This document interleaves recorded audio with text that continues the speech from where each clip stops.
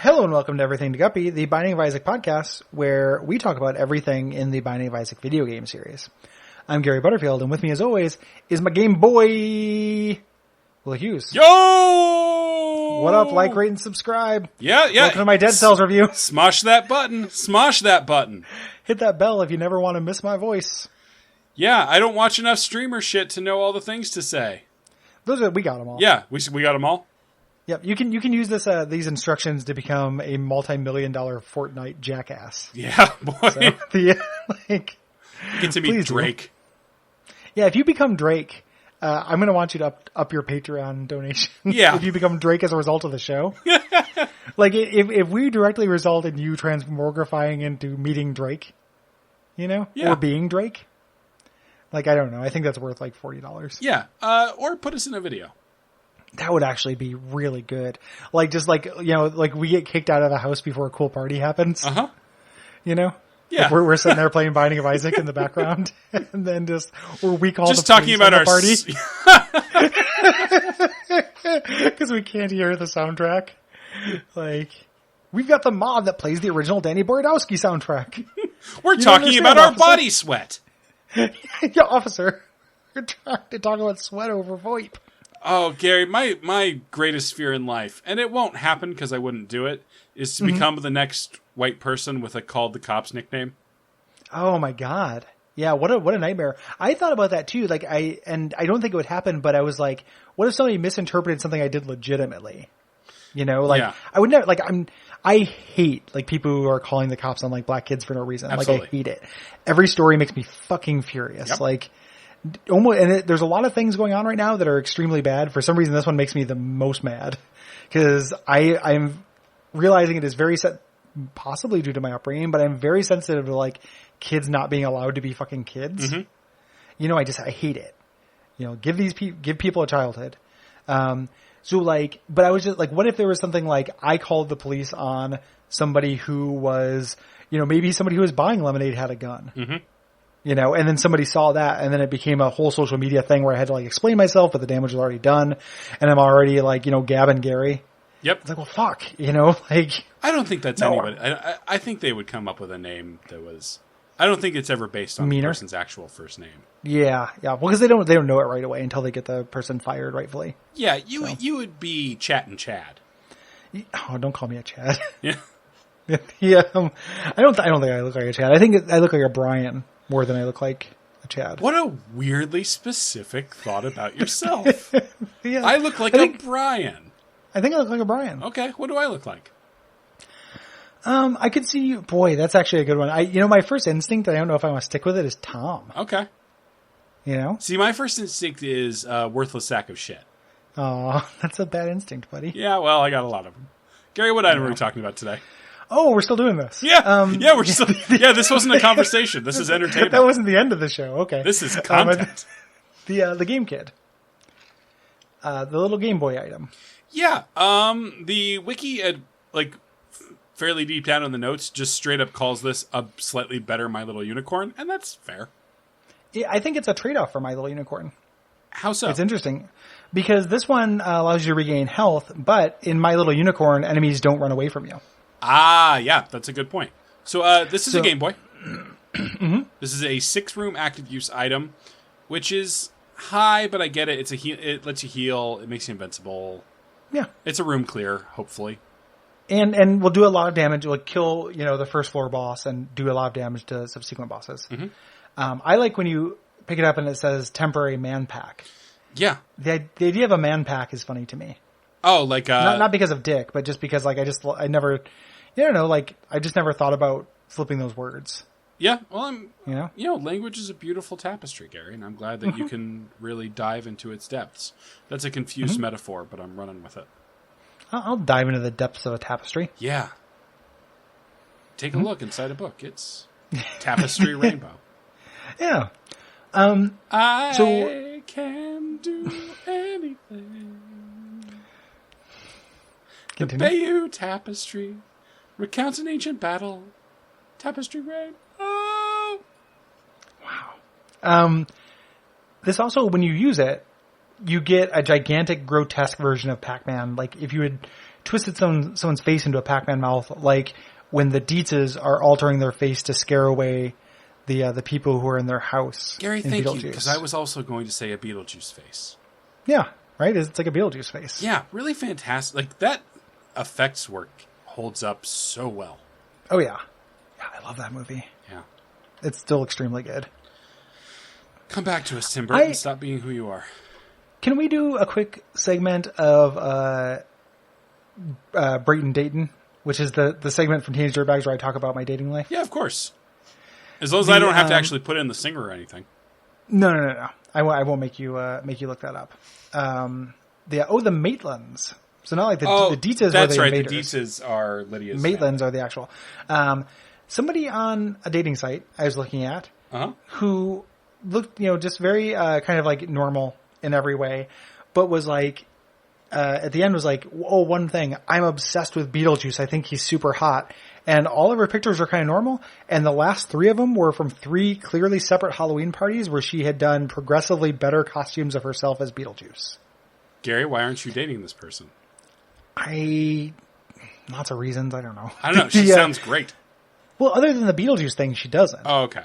Like the Beetlejuice thing sounds good. I would like to like show up with Beetlejuice at a party and be like, "Hey, we're the guest with the best," and then show up and I don't know, do Beetlejuice tricks, and she can be like comically horny in the way that everyone forgets Beetlejuice was. Yeah, he really wanted to fuck that teenage girl. Yeah, he's pretty merry. He wanted to have like a a snake handler bride, a long-term committed relationship. Yeah, that's Beetlejuice doesn't get enough credit for the fact that he is really looking to settle down. Yeah, I guess that's true. Well, it's funny because he talks about, it's a little bit implied that he's doing it to get out of the prison that he's in, the model prison, that he'll get married to get out. So is there like a green card program? Yeah, there's a green card situation with life.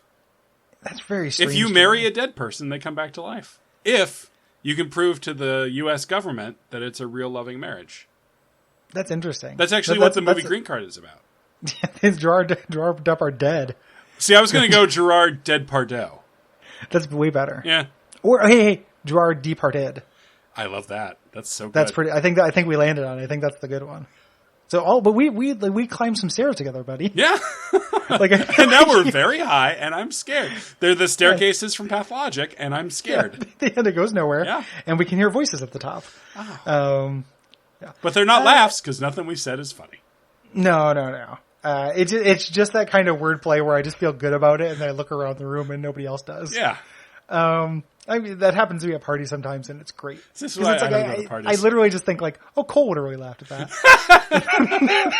And then nobody in the real world did. And it's just like, well, shit. And that's why me and Cole are so special. Yeah. We didn't finish talking about this. So you become a Pac-Man face. You become invulnerable. You can't shoot.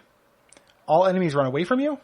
You deal contact damage to them, and you get half a red heart for every 2 enemies you kill. Yeah, so obviously, like the ideal situation for this is you hit a big room of flies. Like if you're like at half a heart, and you have a bunch of empty heart containers, you hit a big room of flies and just fill yourself way back up. Mm-hmm. Yep, and you get rid of a lot of flies. Yeah, or you clear a room, you get a few hearts back, and you avoid a difficult room. Mm-hmm. I oftentimes use it for blood donation machines and devil beggars. Mm-hmm. Speeds up the music, which is kind of fun. If you beat the game with this on, the credits music will be sped up. Yeah. Which is either an Easter egg or a glitch, but I like that. I think that was the same thing in the My Little Unicorn, but I think it's a fun effect. Mm-hmm. Yeah, overall, I think I prefer this to My Little Unicorn, just because I like the healing effect, and then cosmetically it's more interesting. Mm-hmm. Yeah. Here's a real stretch. Yes, in the trivia section, Tetris appears to be the game that's being played on the Gamekid. Tetris was also the launch title for the Nintendo Game Boy. Now, if you look at the Gamekid screen... Yeah, it's... Let's describe pixel by pixel what we got here. Okay. It's a 7x7 grid. Yeah. The top row, third pixel from the right. Second row is blank. Uh-huh. Third row, third pixel from the left. Yeah. Fourth row, third and fourth pixel from the left. Forming a kind of L shape. Forming kind of an L. And third pixel from the right. Bottom row, two most leftmost pixels. Not bottom row, second bottom. Bottom row, finally, leftmost pixel, and probably third pixel from the right. Yeah, and that last one could be a square in the bottom left there. Maybe. This is not Tetris. This is just a screen effect. Yeah, this is a screen effect. This is just to show something, because one thing Tetris doesn't have is little 1x1 blocks. That's right, Gary. It's not Unotris. It's not Monotris. That'd be a very easy game. It'd be incredibly easy, Gary. To Ludum Dare. let's sweep some insufferable game award. Yeah. Weird Ludum Dare swipe. Well, they just do stuff. It's like like I read your website, and there was a thing that was like might have been cross-posted from Kotaku that was like the trolling Tetris variant. Yeah, we wrote that. I just wanted that. I'm not mad that it got written. I'm mad at the game because I just thought it wanted to be more interesting. Yeah, well, the upsetting thing is that there's a better. So this is a version of Tetris that just like makes blocks appear at the bottom just as you're about to drop them. Yeah, there's a better version of this already, which algorithmically determines the worst block to give you at any time. Yes, I found that out from researching this one, because that's what I thought this would be. Mm-hmm. It wasn't. And then I was like, God. And then, but this, like when I searched like bad Tetris or whatever, a really bizarre Lady Gaga single showed up. And then also the thing you're talking about, which is like significantly better. Yeah. It's a much better idea, much harder to make, and is bullshit in a much like smarter way. Yes. Hey, rather than just like throw some garbage on the screen sometimes. Yeah. Hey, Gary, guess what time it is? Lay it on me, buddy. Gary, it's the CCMACC. Satan!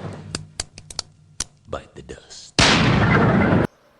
I didn't actually guess because I couldn't remember the letters. That's okay. I'm amazed that they are now burned into my mind. Good job. All right, so Gary, we're running a little long on this episode, so I'm just going to get into it. We are talking this week about A Witch's Invitation off of the album Revival in the Land. Okay. Now, I don't have lyrics for you because A Witch's Invitation is not a song, it's a spoken word piece. Okay.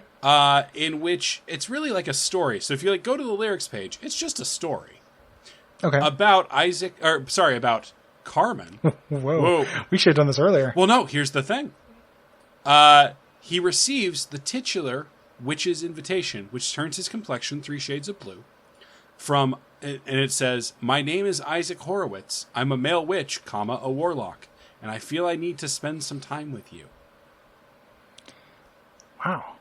And it's about him going to meet this warlock, and then the warlock impressing him with his magic, but then him impressing the warlock through his faith in Christ. Interesting. And the video is just like a little... Like, this is what I'm talking about with, like, the Weird Al shit. Like, there's, like, weird skits and videos and stuff. This is like Carmen's UHF. Huh. I will have to check that out as well. Yeah. Well, I'm not too surprised about that. I will have to look that up. Yeah. Last lines. Then Isaac jumped up from his chair and screamed, "You must leave now. I said I will, but one last obligation. Next time, think twice before you rumble with a man of God. And by the way, thanks for your, witch's invitation." The is important. Yeah, he's very dismissive of other people's religion. Well, I mean, this guy's a pretty bad guy. The witch? Yeah. The warlock, you mean? Yeah. Yeah. I don't know. It sounds like he did cool spells and stuff. That's true. If he was a Dark Souls character, I'd be into him. Yeah. He could be the witch's profligate. There we go. This has been the CCMACC. Get alive,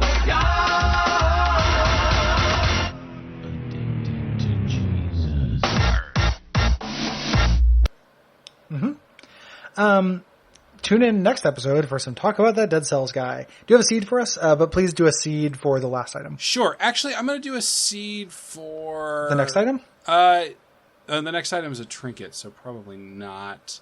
You know, I'm just going to give a different seed for Spelunker Hat this time. Okay. This is still for PC, and this is still Treasure Room adjacent to Spawn, but it's a different one from the one I did. Adjacent to Bullshit. Yay. Okay. HL3B 7JDT. I can't help. I like how oftentimes when you croon your seed, it sounds like I can't help but falling in love with you. Well, that's because it's the perfect song. Gary, if people enjoy the show, what should they do? Check out UB40's remix of I Can't Help Falling in Love with You. And maybe write a review for Everything to Guppy on the iTunes page for that UCB40. Or UCB... UC40? UB40. I don't know. Upright Citizens Brigade what 40. I don't... Yeah. UB40. Upright Brigade 40. Yeah. You can also go to patreon.com/Duckfeed.tv and give us some money. Indeed. Any amount will do ya. And good night. Good night.